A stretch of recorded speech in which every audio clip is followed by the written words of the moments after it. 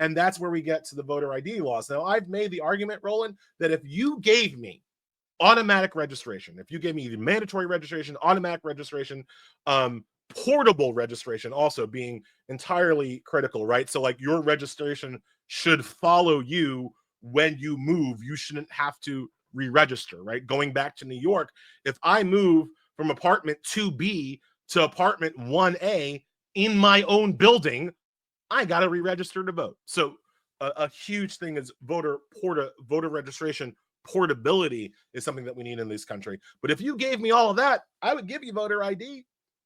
If you want to give me a national voter ID that everybody can get, that is free.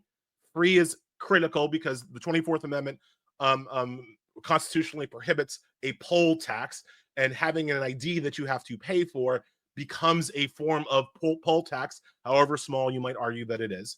So if you give me a free, easily accessible national ID, and in exchange you give me national voter registration and portability and automatic registration, I make that trade every day. I make that trade every day. You know who doesn't?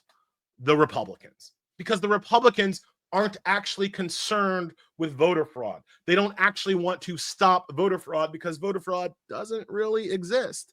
They want to stop people from voting. And my plan would make it easier for eligible citizens to vote, even if they had to get an ID to prove that they are eligible.